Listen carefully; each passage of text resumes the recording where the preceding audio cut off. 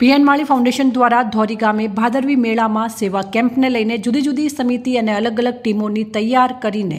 જવાબદારી સોંપવામાં આવી હતી। આદ્યશક્તિ મા અંબાના ધામ અંબાજી ખાતે ભાદરવી પૂનમના મેળાને હવે ગણતરીના દિવસો બાકી રહ્યા છે, ત્યારે યાત્રાળુની સેવામાં કટિબદ્ધ પીએન માળી ફાઉન્ડેશન દ્વારા ગત વર્ષની જેમ આ વર્ષે પણ ધોરી ગામ નજીક ભવ્ય સેવા કેમ્પનું આયોજન કરવામાં આવ્યું છે।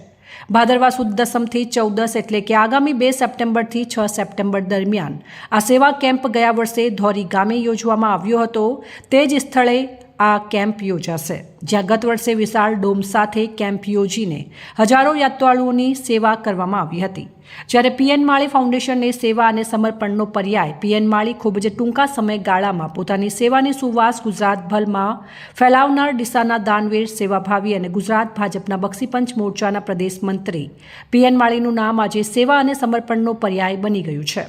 નિરાધારોને આધાર પૂરો પાડવાથી માંડીને અનેક લોકોને રહેવા માટે આવાસ, જમવાની વ્યવસ્થા અને આર્થિક મદદ સહિતના વિવિધ સેવાકીય કાર્યો દ્વારા ફાઉન્ડેશનને સમાજમાં પોતાની એક અનોખી છાપ છોડી છે, જેમાં પીએન માળી ફાઉન્ડેશન દ્વારા આગામી સમયમાં યોજાનારા સેવા કેમ્પને લઈને ફાર્મ હાઉસ પર મહત્વની બેઠક યોજી હતી, જેમાં જુદી જુદી કમિટી તથા સ્વયંસેવકોને અલગ અલગ કાર્યોની સોંપણી કરાઈ હતી। સેવા કેમ્પમાં પ્રત્યક્ષ કે પરોક્ષ રીતે દાન આપનારા દરેક સ્વયંસેવકોને આયોજનાનુસાર કાર્યો સોંપણીથી સેવાકીય પ્રવૃત્તિને વધુ સશક્ત કરવા માટે આ બેઠકમાં અનેક એવા મુદ્દાઓ પર ચર્ચા વિચારણા કરવામાં આવી હતી અને આગામી સમયમાં સેવા કેમ્પને સફળ બનાવવા માટે પીએન માળી ફાઉન્ડેશન દ્વારા તૈયારીઓ પૂરજોશમાં ચાલી રહી છે। અહેવાલ અમૃત માળી, સંબંધ ભારત ન્યૂઝ, ડીસા।